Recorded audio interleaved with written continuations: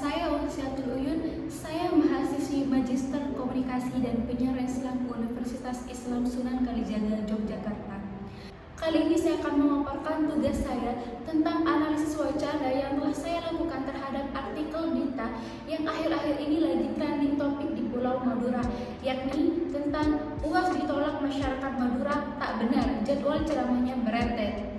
Jadi, untuk mendapatkan analisis yang bagus dan benar, kita harus melaksanakan step by step sesuai dengan ketentuan teori kita. Secara etimologi, istilah wacana seperti yang dikutip Denny Mulyana berasal dari bahasa Sanskerta, waj, wak, dan fak, yang memiliki arti berkata atau berucap. Kemudian kata tersebut mengalami perubahan menjadi wacana. Kata ana yang berasal di belakang adalah bentuk sufiks atau akhiran yang bermakna membedakan normalisasi. Dengan demikian, kata wacana dapat diartikan sebagai perkataan atau tuturan. Dalam Kamus Bahasa Jawa Kuno Indonesia, karangan Wojowisto, terdapat kata waca yang berarti baca, wacaka berarti mengucapkan, dan kata wacana berarti perkataan. Setelah kita mengetahui wacana, lalu kita akan lanjut pada step selanjutnya, yaitu apa sih analisis wacana itu. Apabila sebuah kata wacana didefinisikan sebagai perkataan, maka analisis wacana adalah suatu metode untuk mengkaji wacana yang terdapat atau terkandung di dalam pesan komunikasi. Secara ringkas dan sederhana, teori wacana mencoba menjelaskan tentang sebuah peristiwa hingga terbentuknya suatu kalimat atau pernyataan yang akan dinamakan menjadi analisis wacana. Selanjutnya kita beralih pada artikel berita. Di sini saya akan memaparkan tentang artikel berita yang telah saya ambil sebagai studi kasus dalam analisis wacana saya kali ini. Artikel yang akan kami bahas adalah tentang simpang siurnya berita yang mengatakan bahwa Ustadz Abdus Somad ditolak oleh masyarakat Madura. Maka media jpnn.com sebagai media yang berada di bawah naungan PT Pemberitaan Nusantara Negeriku menolak tegas adanya tentang berita tersebut. Pada artikel berita tersebut, wartawan telah menulis bahwa dia telah menolak tegas bahwa Ustadz Abdus Somad ditolak oleh masyarakat Madura. Selanjutnya, setelah kita mengetahui apa itu wacana, apa itu analisis wacana, dan artikel mana yang akan kita ambil, kita akan beralih kepada cara analisis. Dikutip dari Erianto dalam buku wacananya mengatakan bahwa banyak sekali teori atau model-model untuk menganalisis suatu wacana. Teori-teori tersebut diperkenalkan dan diperkembangkan oleh Tro van Leeuwen, Sarah Miles, Norman Fairclough, dan John A. Van Dijk. Dalam artikel yang berjudul Kabar UAS ditolak masyarakat Madura tak benar, jadwal ceramahnya berentet, ini akan kami kaji menggunakan teori analisis wacana John A. Van Dijk. Model struktur penelitian Van Dijk digambarkan menjadi 3 hal, yakni dimensi teks, kognisi sosial, dan konteks sosial yang digabungkan dalam satu kesatuan analisis. Dalam dimensi teks, yang diteliti adalah bagaimana struktur teks dan wacana yang dipakai untuk menegaskan suatu tema tertentu, menganalisis bagaimana strategi wacana yang dipakai untuk menggambarkan seseorang atau peristiwa tertentu. Dimensi teks juga digunakan sebagai strategi tekstual yang dipakai untuk menyingkirkan atau memarginalkan suatu kelompok, gagasan, atau peristiwa tertentu. Pada level kognisi sosial, dipelajari proses produksi kita yang melibatkan kognisi individu dari wartawan. Kognisi sosial juga digunakan sebagai bahan analisa, bagaimana kognisi membuat teks dalam memahami seseorang atau peristiwa tertentu yang akan ditulis. Sedangkan dari aspek konteks sosial, mempelajari bangunan wacana yang berkembang dalam masyarakat akan suatu masalah. Menganalisis bagaimana wacana yang berkembang dalam masyarakat, proses produksi dan reproduksi peristiwa seseorang atau digambarkan. Setelah kita paham tentang cara analisis, selanjutnya kita akan membahas tentang struktur teks dan Van Dijk. Melalui berbagai karyanya, Van Dijk membuat analisis wacana yang dapat didayagunakan. Ia melihat bagian teks suatu wacana terdiri atas berbagai struktur atau tingkatan, yang masing-masing bagian saling mendukung. Van Dijk membaginya ke dalam 3 tingkatan. Yang pertama ada struktur makro, di dalamnya ada tematik, yakni tema atau topik yang dibahas dalam teks.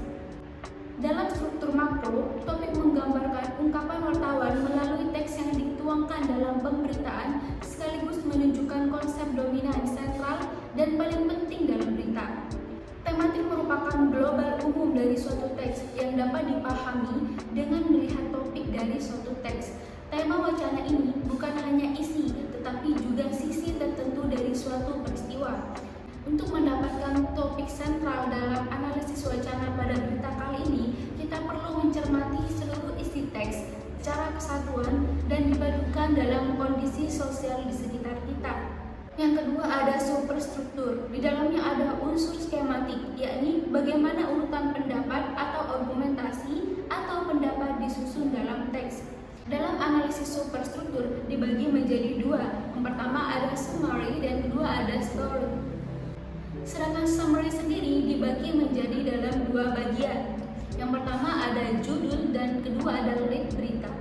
Judul berita menunjukkan tema yang ingin dibahas dalam berita tersebut.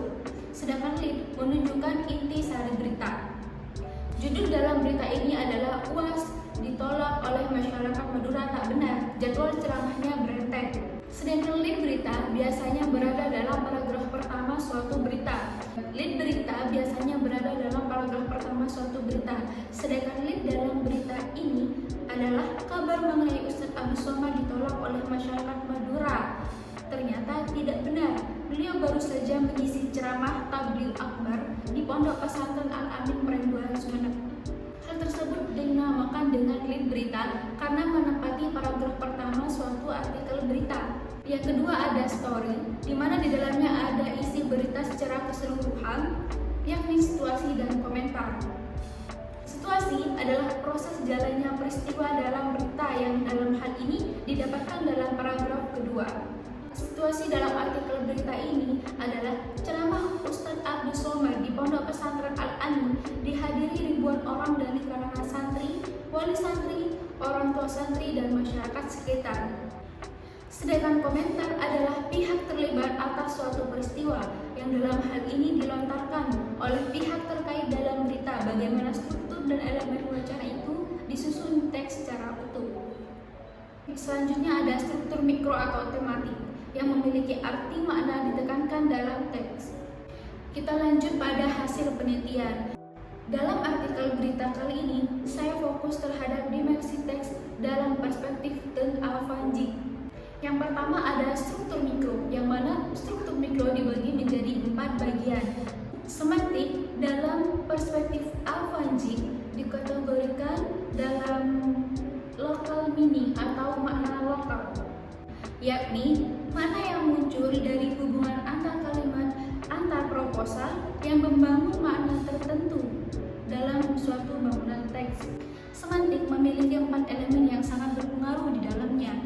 Pertama ada latar. Latar adalah bagian berita yang dapat mempengaruhi semantik atau arti yang ingin ditampilkan. Latar dalam berita ini adalah kabar UAS ditolak masyarakat Madura tak benar, jadwal ceramahnya berentet.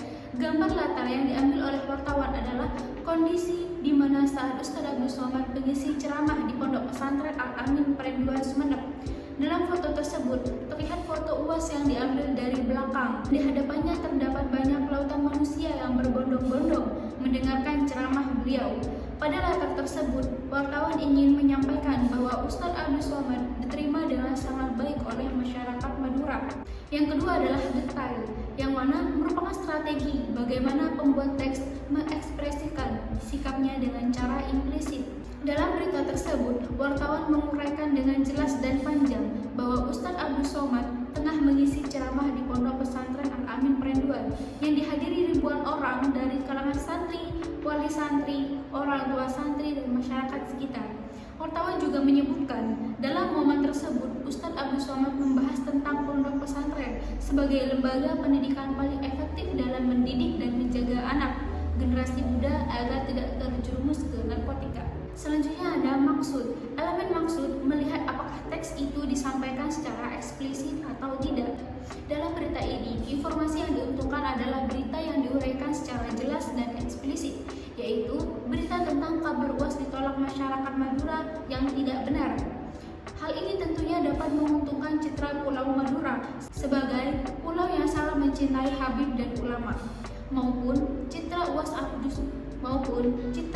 Abdul Somad sebagai subjek dalam berita tersebut bahwa beliau sangat dicintai oleh masyarakat Madura. Selanjutnya ada peranggapan. Meskipun dalam berita ini tidak menyebutkan peranggapan dengan jelas, namun dalam berita ini terdapat peranggapan yang sangat ditonjolkan oleh wartawan, yaitu selain mengisi ceramah di Pondok Pesantren Al-Amin, UAS juga menyampaikan ceramah di Masjid Nur Muhammad di Sumeneb dan sejumlah pesantren lain di Pamekasan, Sampang, serta Bangkalan. Kata selain mengisi, berarti wartawan dengan tegas menolak beberapa artikel yang menulis tentang ditolaknya UAS di Madura. Selanjutnya ada sintaksis. Unsur dari struktur mikro yang kedua adalah sintaksis, yang mana adalah telaah mengenai pola-pola yang dipergunakan sebagai sarana untuk menggabungkan kata menjadi kalimat. Salah satu strategi pada level semantik ini diantaranya dengan pemakaian koherensi. Koherensi adalah pengaturan secara rapi kenyataan dan gagasan. Fakta dan ide menjadi suatu untayan logis sehingga mudah memahami pesan yang dikandungnya. Koherensi merupakan elemen wacana untuk melihat bagaimana seseorang secara strategis menggunakan wacana untuk menjelaskan suatu fakta atau peristiwa. Dalam artikel ini ditemukan kalimat, kalau ada ibu-ibu yang menangis karena berpisah dengan anaknya, tidak apa-apa. Lebih baik menangis berpisah dengan anak di pesantren dibanding menangis karena anaknya terjerat narkoba dan ditangkap petugas. Kata konjungsi dalam kalimat tersebut adalah kata lebih baik sebagai anak kata yang menjelaskan pada kalimat selanjutnya. Selanjutnya ada kata ganti. Kata ganti adalah elemen untuk memanipulasi bahasa dengan menciptakan suatu komunitas imajinatif. Kata ganti juga merupakan suatu gejala universal bahwa dalam berbahasa sebuah kata yang mengacu kepada manusia, benda, atau hal lainnya tidak akan dipergunakan berulang kali dalam konteks yang sama. Selanjutnya ada bentuk kalimat. Bentuk kalimat adalah segi sintaksis yang berhubungan dengan cara berpikir logis, yaitu prinsip kausalitas. Bentuk kalimat ini menentukan apakah subjek diekspresikan secara eksplisit atau implisit teks. Pada artikel berita ini ditemukan beberapa bentuk kalimat, diantaranya para orang tua juga diminta ikhlas berpisah dengan putra-putrinya saat belajar di pesantren demi masa depan yang lebih baik. Dalam hal ini berarti wartawan lebih menonjolkan bahwa Ustadz Abdul Somad mengisi ceramah dengan baik serta memberikan suntikan positif terhadap para wali santri agar tidak terlalu sedih memikirkan putra-putrinya di pesantren. Yang ketiga ada stylistik. Pusat perhatian stylistika adalah style, yaitu cara yang digunakan seseorang pembicara atau penulis untuk menyatakan maksudnya dengan menggunakan bahasa sebagai sarana. Yang keempat ada retoris. Strategi dalam platform retoris di sini adalah gaya yang diungkapkan ketika seseorang berbicara atau menulis.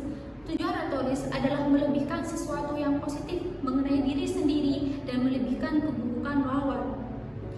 Vanjik membagi elemen ini menjadi ke dalam 3 bagian. Pertama, grafis, bagian untuk memeriksa apa yang ditekankan atau apa yang ditonjolkan oleh seseorang yang dapat diamati teksnya. Selanjutnya ada metafora. Metafora adalah ornamen atau buku dari suatu berita atau skrip film. Dan selanjutnya adalah ekspresi. Ekspresi adalah untuk membantu menonjolkan atau menghilangkan bagian tertentu dari teks yang disampaikan. Oke, jadi sekarang kita telah berada pada kalimat terakhir presentasi saya, yang mana saya telah menjelaskan tentang apa itu wacana, apa itu analisis wacana, dan bagaimana cara menganalisis wacana. Sedikit pantun untuk menutup presentasi saya kali ini, dan jalan keluar kota. Jangan lupa beli alpukat. Cukup sekian dari saya, semoga bermanfaat. Ikan hiu makan terasi. Cukup sekian dan terima kasih. Assalamualaikum.